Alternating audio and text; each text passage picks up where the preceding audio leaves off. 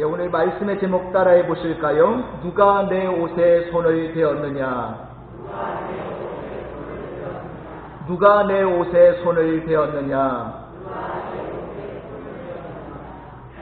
제2차 세계대전이 끝난 후에 이 시대를 사는 현대인들을 묘사하는 말 가운데 우리가 자주 듣게 되는 두 단어가 있습니다. 하나는 절망이라는 단어와 또 한 단어는 소외라는 단어입니다. 절망과 소외, 그것은 현대인을 묘사하는 가장 중요한 단어로 많이 사용되어 왔습니다. 전쟁 후에 폐허를 디디고 현대인들은 다시 잃어버린 모든 것들을 복구하는데 성공을 해서 이제는 좀 더 잘 사는 세계가 된 것은 사실입니다. 그럼에도 불구하고 사람들은 자신의 삶에 대한 진정한 의미를 느끼지 못합니다. 내가 왜 사는지도 모르고 또 무엇을 위해 사는지도 모르고 있습니다. 또 내일에 대한 어떤 구체적인 희망도 갖지 못합니다. 이것이 절망하고 있는 현대인의 모습이라고 할 수가 있습니다. 이 절망도 비극이지만 더 커다란 비극은 이런 세상에 살면서 나하고 통할 사람이 없다라는 거예요. 우리는 사람들에게서 벽을 경험할 때가 많습니다. 통할 수 있는 사람을 느끼지를 못합니다. 아무도 나를 이해해 주지 못하는 것 같은 소외감을 현대인들은 경험하며 살아가고 있습니다. 그러나 저는 사실 그것이 현대인들만의 문제라고는 생각하지 않습니다. 그것은 어느 시대에나 하나님과 바른 관계를 맺고 살지 못할 때, 창조주의 품에서 살지 못할 때, 심지어 혹은 그리스도인들이라고 할지라도 하나님의 관계나 교제가 흔들릴 때 끊임없이 삶의 현장에서 경험해야 하는 삶의 고통, 그것이 바로 절망과 소외라고 생각합니다. 오늘 우리는 이런 절망 속에, 소외 속에 살던 한 여인의 모습을 성경에서 발견하게 됩니다. 오늘 본문에 보니까, 오늘 이 본문에 나타난 이 여인의 절망의 원인은 어디에서부터 비롯되고 있습니까? 이 여자에게 병이 하나 있었지요. 본문에 보니까 이 여인이 앓고 있었던 병이 무슨 병이었죠? 혈루증이다라고 그랬습니다. 혈루증. 피를 쏟는 병, 하혈하는 병이죠. 그러나 이 하혈은 단순한 생리적인 사건이 아니고요. 레위기 15장에 보면 이런 병을 유출병이다라고 그랬습니다. 특별히 정상적인 생리적인 출혈 말고 그 밖의 이유로 출혈하고 있었던 병으로 주로 이런 병들은 성병으로 말미암은, 예를 들면 인질 같은 그런 질병 때문에 하혈을 하게 되는 그런 케이스로 추측을 하고 있습니다. 어쨌든 난치의 질병을 앓고 있었던 이 여인의 모습이 기록되어 있죠. 그런데 우리가 병을 알아도 고칠 희망이 있다고 생각하면 견딜 수가 있습니다. 그런데 이 여인의 경우에는 고칠 희망이 보이지 않아요. 여기 이 여인의 절망이 있는 것입니다. 절망적인 상황을 오늘 본문은 어떻게 묘사하고 있을까요? 우리 마가복음 5장 26절을 같이 했습니다. 시작. 많은 의사에게 많은 괴로움을 받았고 가진 것도 다 허비하였으되 아무 효험이 없고 도리어 더 중하여졌던 차에 이런 병을 얼마 동안 앓았을까요? 25절에 보니까 얼마나 앓았다고 나와 있습니까? 12해를 무려 12년 동안 알아왔죠. 10이라는 숫자는요, 이스라엘 백성들에게 만수에 해당하는 숫자예요. 아주 긴 세월을 말할 때에 12, 40 이런 숫자가 많이 등장을 합니다. 12년 동안이나 알아왔습니다. 정말로 희망 없이 알아온 거죠. 자기 병을 고치기 위해서 아마 할 수 있는 모든 노력을 다 했을 것입니다. 요즘식으로 말하자면 양방도 해보고 한방도 해보고 민간요법도 해보고 모든 치료 방법들을 다 동원해 보았지만 그럼에도 불구하고 희망이 보이지 않습니다. 여기 이 여인의 절망이 있는 거예요. 이제는 죽기를 기다릴 수밖에 없는 상태. 이것이 이 여인이 처하고 있었던 절망적인 상황이었습니다. 그런데 이 절망이라는 고통보다 더 커다란 고통이 있었습니다. 어떤 고통이었을까요? 바로 이 여인이 주변으로부터 완전히 차단된 삶을 살고 있었다는 사실입니다. 자, 그 당시에 이런 혈루증, 소위 출혈병을 앓게 되면 사회로부터 완전히 소외를 당하게 됩니다. 이런 사람들은 같이 살지 못하고 어떻게 되느냐? 성 바깥으로, 동네 바깥으로 쫓겨나 그들만 따로 모여서 살아야 했다라는 사실이에요. 그리고 성전에 접근하는 것도 금지되었고 회당 예배에 참석하는 것도 금지가 되었습니다. 가정에서도 심지어 남편이 이런 여인과 이혼을 해도 무방한 합법화되었던 그런 시대였습니다. 아무도 받아주지 않는 사회에서 철저히 소외당하고 사랑하는 남편과 사랑하는 자식들마저도 버리고 외면했던 이런 철저한 소외된 삶을 살 수밖에 없었던 여인이었던 거죠. 여러분, 그 고통이 가히 상상이나 되십니까? 이 여인이 경험하고 있었던 질병의 고통보다도 더 큰 고통, 이 소외의, 이 외로움의, 이 고독의 고통을 그녀는 경험하고 있었던 것입니다. 성경은 아니지만 성경 바깥의 문서들을 모아놓은 외경이라는 곳에 보면 이 여인의 이름이 기록이 되어 있습니다. 이 여인의 이름이 뭐라고 기록되어 있냐면 베로니카라는 여인이라고 기록이 되어 있어요.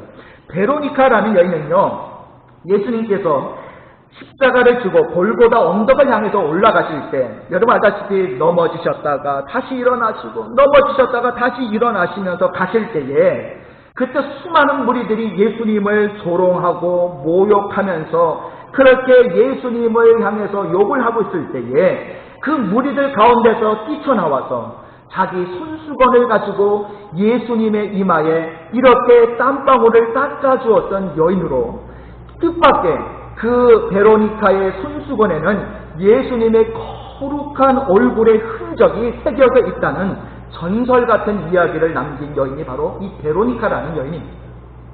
자, 어쨌든 절망과 소외 속에 있었던 이 여인이 예수님을 만나고 치유를 경험하고 구원을 받고 새로운 인생을 살게 된 줄 믿습니다.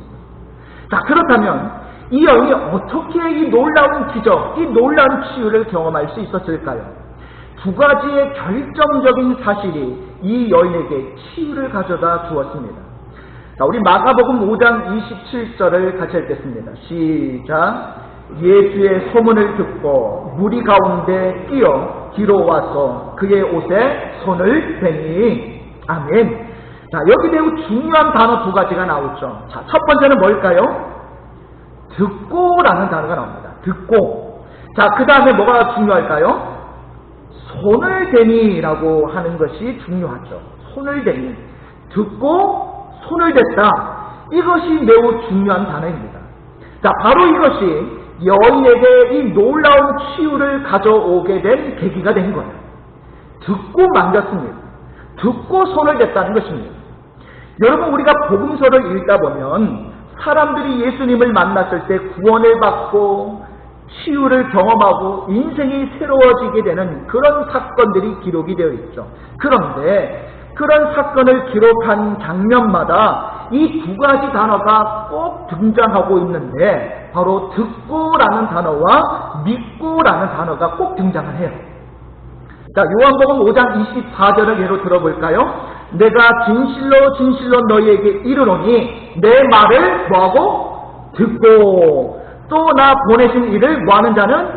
믿는 자는 영생을 얻었고 심판에 이르지 아니하나니 사망에서 생명으로 옮겼느니라 라고 말씀하고 있죠. 두 가지 나오죠. 듣고 또 하나는 믿었기 때문에 듣고 믿었기 때문에 사망에서 생명으로 옮긴 것입니다. 이 위대한 역사는 바로 들음에서 시작한다는 거예요. 자, 본문에 이 나타난 여인이 뭘 들었죠? 자, 본문 27절에 보면 뭘 듣고 있습니까? 예수의 소문을 들었다라고 나와 있죠. 이것이 이 여인의 운명을 바꾸는 계기가 된 거예요. 그렇습니다. 예수의 소문을 듣는 자마다 삶이 바뀌는 줄 믿습니다. 운명이 달라지는 줄 믿습니다. 팔자도 바뀝니다. 예수의 소문을 듣고, 여러분, 예수님이 복음이십니다. 예수가 구원이십니다. 예수가 소망이십니다. 예수가 생명이십니다.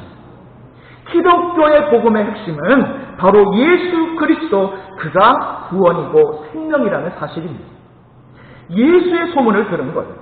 할 수 있는 모든 방법, 할 수 있는 모든 노력을 다 했지만 이 여인은 병을 고칠 길이 없었습니다.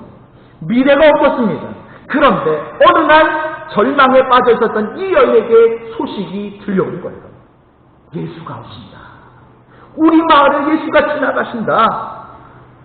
예수? 이 여인의 눈이 번쩍 뜨였습니다. 예수라고? 죽은 자를 살리고 병든 자에게 치유를 제공하고 사람들의 운명과 인생을 바꾸고 계시는 그 갈릴리 사람, 나사렛 사람, 저 예수가 우리 마을에 오신다고. 이것은요, 이 여인에게 복음이었습니다. 그것은 마지막 잎새 같은 최후의 희망, 그 여인이 걸 수 있었던 마지막 희망, 예수의 소문을 듣게 된 거예요. 자, 그래서 그 소문을 듣자마자 이 여인은 어떻게 행동했습니까? 예수님을 향해 달려갔죠. 그리고 예수님의 옷자락을 만지게 됩니다. 그리고 그 순간 모든 것이 달라집니다. 들으면서 시작되었습니다. 믿음은 어디에서부터 나옵니까? 들음에서 나며, 들음은 그리스도의 말씀으로 말미암는다라고 했습니다. 예수가 오신, 내가 그 예수님을 만날 수 있다. 그 예수님을 경험할 수 있다.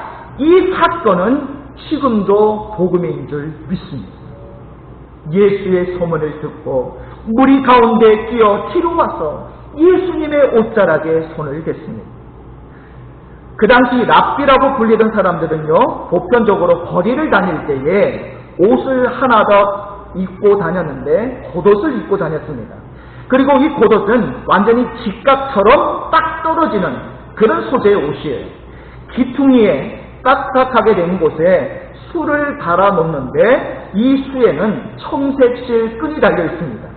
아마도 이 여인은 밀고 밀리는 사람들 속에서 나는 예수를 만나야 한다, 어떻게든 만나야 된다라고 그렇게 사람들을 비집고 들어가서 가까스로 그 예수님의 옷자락 끝을 가만히 만졌을 것입니다. 손을 댔습니다. 만졌습니다.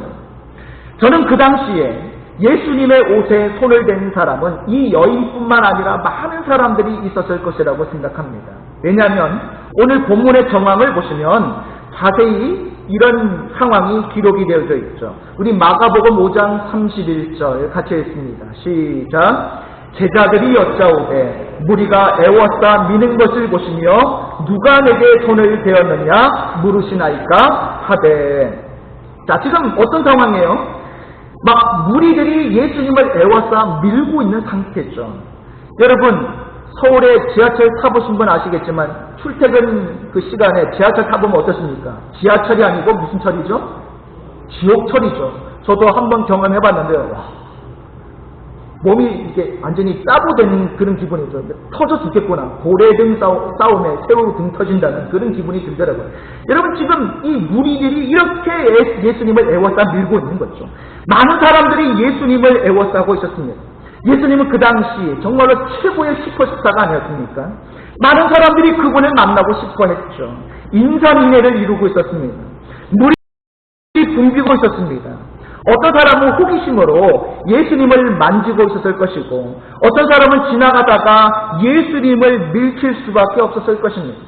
많은 사람들이 예수님께 직간접적으로 손을 댔지만 전혀 다른 종류의 만짐을 예수님은 즉각적으로 느끼신 거예요. 그리고 그 느낌을 받자마자 이렇게 물으시죠.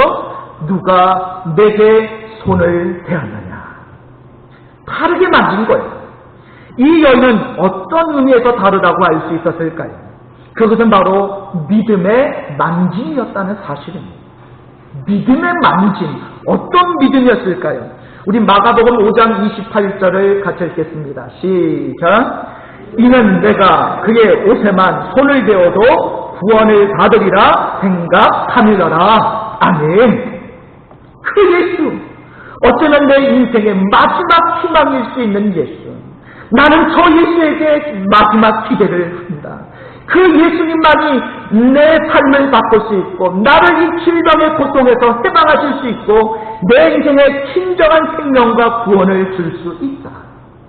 이 믿음으로 그 예수님께 소망과 믿음으로 터치한 겁니다.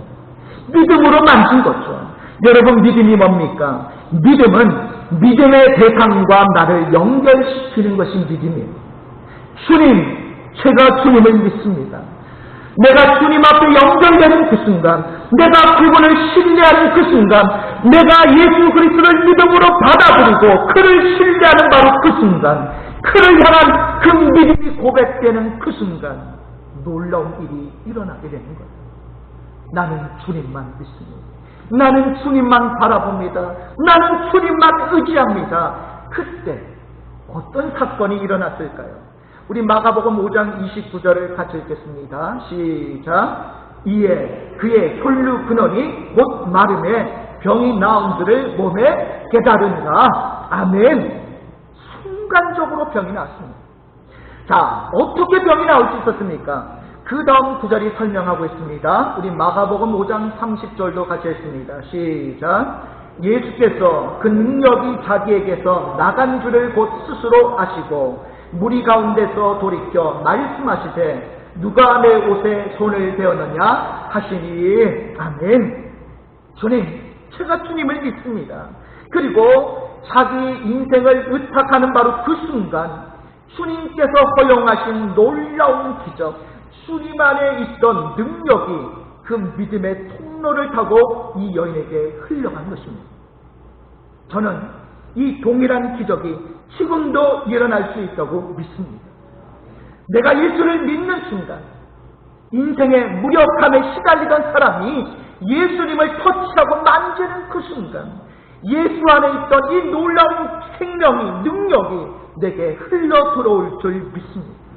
여러분, 인생의 불안, 허무, 인생의 낙심, 절망, 아픔과 상처, 눈물 속에 헤매던 사람이 예수님 앞으로 나와서 예수님을 믿음으로 만지는 그 순간 예수 안에 있던 엄청난 평화와 생명과 치유와 구원의 역사가 오늘 저와 여러분의 심령 가운데 밀려 들어올 줄 믿습니다.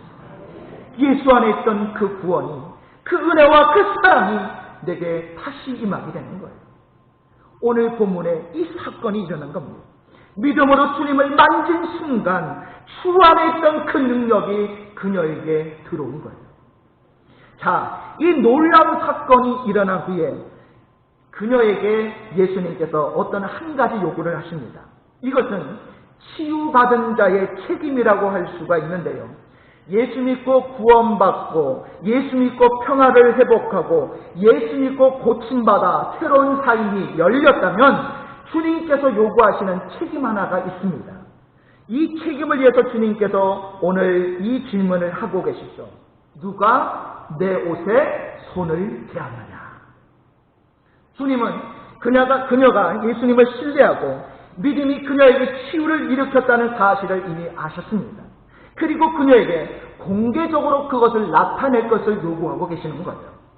누가 내 옷에 손을 대었느냐? 자, 그러자 우리 마가복음 5장 31절을 같이 읽겠습니다. 시작. 제자들이 여짜오되 무리가 애워싸 미는 것을 보시며 누가 내게 손을 대었느냐 물으시나이까 하되. 그러나 이 여인은 이 예수님의 질문을 듣자마자 알았죠. 피할 수 없다는 것을 알았을 것입니다. 이미 주님의 은혜가 여인에게 전달된 것을 숨길 수 없게 된 이 여인, 마침내 그 정체를 드러내게 됐죠. 32절에 보니까 예수께서 이 일을 행한 여자를 보려고 둘러보시니라고 말씀합니다. 자, 이제 이 여인이 드디어 이제 나타나게 됐죠. 우리 마가복음 5장 33절 같이 읽습니다. 시작. 여자가 자기에게 이루어진 일을 알고 두려워하여 떨며 와서 그 앞에 엎드려 모든 사실을 여쭈니. 자, 여러분, 성경에 일관성이 있습니다. 주님이 사람들에게 요구하시는 일관성이 있죠. 내가 주의 은혜를 받았다면, 구원을 얻었다면, 주의 기적을 체험했다면 반드시 요구하시는 한 가지가 있습니다.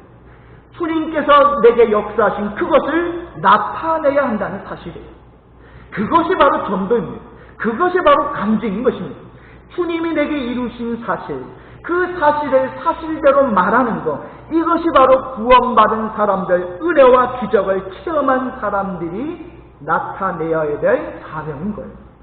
그래서 은혜의 복음은 이웃들에게 전달되는 것입니다. 나는 이것을 숨길 수가 없는 거예요. 내가 주의 은혜를 체험한 사람, 주의 능력을 체험하고 주의 구원을 체험한 사람이라면 우리는 나타낼 수밖에 없는 겁니다. 그것이 정상이죠. 그리고 그런 방법을 통해서 복음은 전파되는 것입니다. 주님이 내게 이런 기적을 베풀어 주셨습니다. 주님이 내게 이런 은혜를 베풀어 주셨습니다. 주님이 나의 구원이셨습니다. 주님이 나의 생명이셨습니다. 주님이 나에게 이런 평안을 주셨습니다. 나의 인생을 이렇게 새롭게 만들어 주셨습니다. 사실을 사실대로 말하는 것, 그것이 전도입니다. 여러분, 그것이 간증이고 그것이 우리의 삶의 사명인 줄 믿습니다. 자신을 드러내는 것이 아닙니다. 주님이 내게 어떤 일을 하셨는지, 이 절망과 이 소외 속에 있었던 내 인생을 어떻게 바꾸어 주시는지, 어떻게 다시 회복시켜 주셨는지, 어떻게 다시 이 기쁨과 감격을 나에게 주셨는지, 오늘 그것을 나타내는 것이 우리에게 주신 사명이에요. 주님은 바로 이 삶을 이 여인에게 요구하고 계시는 거예요. 그러면서 마지막 절에 이렇게 말씀하시죠. 우리 마가복음 5장 34절 같이 했습니다. 시작. 예수께서 이르시되 딸아 내 믿음이 너를 구원하였으니 평안히 가라. 내 병에서 놓여 건강할지어다. 아멘. 자, 뭐라고 부르시죠? 내 딸아라고 부르십니다. 내 딸아. 딸아라고 부르고 계시죠. 이 여인은 예수님을 신뢰하고 먼저 건강을 얻었습니다. 저는 이 여인이 병의 치유를 위해서만 예수님을 믿었다고 생각하지는 않습니다. 이 사건을 계기로 해서 내 삶의 근원이신 예수님을 향한 믿음은 이 여인과 예수님을 연결시켰고, 그리고 주님과의 빼앗길 수 없는, 흔들릴 수 없는 관계 속에 들어가게 되고, 그녀는 하나님의 진정한 딸이 되는 이 놀라운 경험을 시작합니다. 딸, 주님의 부르심이 얼마나 감격적이었을까요? 딸아, 내 믿음이 너를 구원하였으니 평안히 가라. 원문 성경에 보시면 평안히 가라라는 말이 평안을 향해 가라 이렇게 되어 있습니다. 너는 평안의 땅을 향해 가라. 너의 인생은 새로워졌느니라. 이제 평안을 향해 갈지어다. 약속의 땅으로 새로운 삶을 향해, 새로운 미래를 향해 갈지어다 라고 말씀하고 계시는 거예요. 여러분, 지금 저와 여러분은 그 평안의 땅을 향해 가고 계십니까? 약속의 땅을 향해 가고 계십니까? 그렇지 못하다면 내 신앙생활에 이런 치유의 체험이, 변화의 체험이 없었다면 왜 그럴까요? 어떤 사람은 교회 와서 설교 한 번 듣고 인생이 바뀌는 사람이 있습니다. 그런데 어떤 사람은 수없이 설교를 듣고 또 듣는데도 계속해서 여전히 제자리에 머물러 있는 자신의 허물과 연약함을 볼 때도 있죠. 그 차이가 어디에 있을까요? 바로 믿음의 차이인 것입니다. 저 말씀 속에 내 인생을 바꿀 수 있는 생명이 있다. 주님, 나에게 진정한 치유와 회복과 생명을 주실 수 있는 주님을 만나기 원합니다. 주님의 말씀을 기다립니다. 제가 주의 진리를 기다립니다. 오늘 그 주님을 사모하는 마음과 심정으로 주님께 대한 기대를 가지고 말씀 앞에 나오고 주님 앞에 나오고 성전 앞에 나올 때에 오늘 그 믿음을 통해 저와 여러분의 무너진 인생이 다시 새롭게 회복되게 될 줄로 믿습니다. 믿음으로 만지면 되는 거예요. 지금까지 어떤 상처, 어떤 눈물, 어떤 절망이 있었다 할지라도 여러분, 넘어졌다고 영원히 그 자리에 넘어져 있으란 법이 어디 있습니까? 오늘 믿음으로 다시 일어나서 주님을 만지면 여러분 회복되는 거예요. 저는 기도하다 인생 바뀌는 사람 봤습니다. 기도하다가 갑자기 인생이 완전히 달라집니다. 기도하다 은혜를 받습니다. 왜 그럴까요? 믿음으로 기도하기 때문입니다. 주님, 제가 주님 앞에 나옵니다. 주님, 제가 제 문제를 내어놓습니다. 주님만이 나의 아픔과 눈물을 아시죠. 주님만이 내 문제를 아시죠. 주님만이 나의 응답이시죠. 주님만이 나의 최후의 희망, 마지막 소망 되시는 주님, 저는 주님만을 신뢰합니다라고 기도하는 순간 성령이 임하시고 주님께서 내 모든 짐을 담당하시고 나를 바꿔주시고 치유하시는 은혜를 체험하게 되는 거예요. 믿음의 기도도 우리의 인생을 바꾸게 되는 겁니다. 중요한 질문은 이것이에요. 믿음으로 예배하십니까? 믿음으로 말씀을 들으십니까? 믿음으로 기도하십니까? 믿음으로 찬양하시고 믿음으로 주님 앞에 나오십니까? 내 인생의 절망과 그리고 소외와 고독을 끌어안고 주님 앞에 오늘 나와오십시오.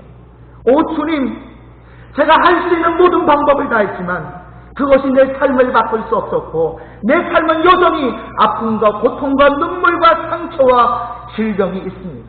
그러나 오늘 주님 앞에 있는 그대로 이 문제 그대로 이 아픔 가지고 그대로 주님 앞에 나옵니다.